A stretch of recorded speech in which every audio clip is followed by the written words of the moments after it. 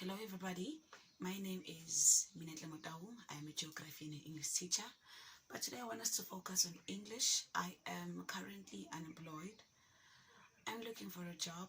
I have been looking for a job, but the situation at hand, things are like this, and we cannot change what we're going through right now.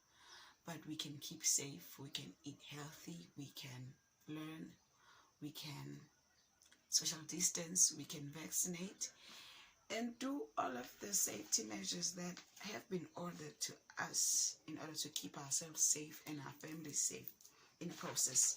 So today, I want to do something different. I want us to focus on critically analyzing a poem.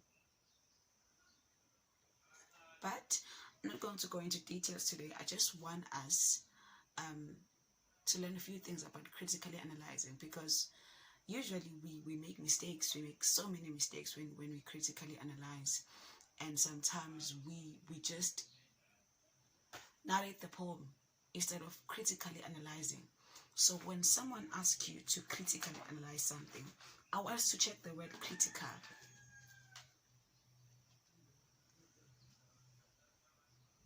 All right?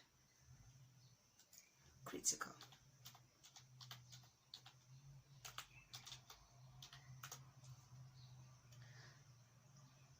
Critical means urgently needed, absolutely necessary, and we don't want to focus on this definition today. Marked by a tendency to find and call attention to errors and flaws, characterized by careful evaluation and judgment. So this is the definition that we're looking for. So the definition that we are going to go with is characterized by careful evaluation and judgment. And I want us to look at the word analyze, which is a verb, means consider in detail and subject to an analysis in order to discover. So when you're asked to critically analyze, they want you to judge, they want you to have an input, they want you to have a word in something. We are expecting you to consider the details and subject to an analysis in order to discover essential features or meaning. So if you decide to narrate the poem exactly as it is, and if you decide not to give us the details and to analyze in order to get to those features that are hidden, to find something that is hidden, to find what is meant but which is not written, you see.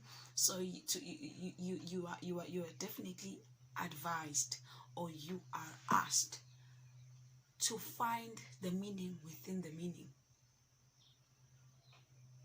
That's what analyzing is about.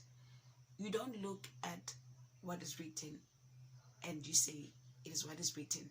We see that, everybody see that, but in a poem you are asked to find a deeper meaning. That's exactly what it is. You are asked to find a deeper meaning, to carefully evaluate and to judge, and then come up with something of your own, and then write it down. That is why when you write, you are supposed to read the passage, or you're supposed to read the article, or to read the writing 2 to 3 times until you really understand what is it about. Don't just skim and scan. Don't just go over it. Read it, and read it with an understanding. Read to understand. Read to learn. Read to understand. I don't know how much I can emphasize this. Read to understand. Don't just read for the purpose of reading. That is why most of our learners, when we read something to them, they just listen and it goes through over their head. It goes over their head. And when you asked, what did you learn? What did you hear? They have nothing to say about it.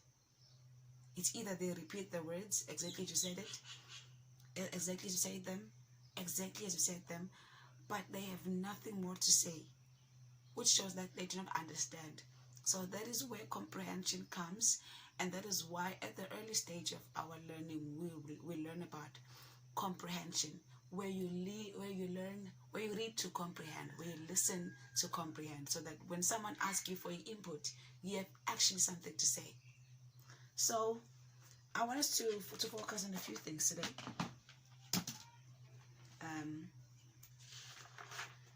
This is not your everyday reading guide, but I have something that is in here that I want you to pay mind to.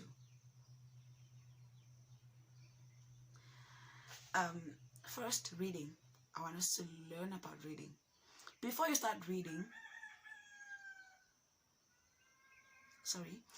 start trying to put your impressions on a poem into words, you must have impressions. Nothing in the process of analysis is more important than reading. If you have the time, you should read the given poem over and over, preferably under different circumstances, in different moods. Sometimes aloud, sometimes silently, with a pencil in your hand, as well as just passively. Try not to base your analysis on a single sitting with a poem, a series of readings, all undertaken on the same occasion. But read it several times and then leave it to work on your subconscious. Before returning to it for another series of reading, try to make a note of each time you see something that strikes you. You will find that different things will affect you during different readings. Gradually, you will find certain coherent patterns emerging. Listen as sensitively as you can to the poem's mood or tone. Also find shifts in this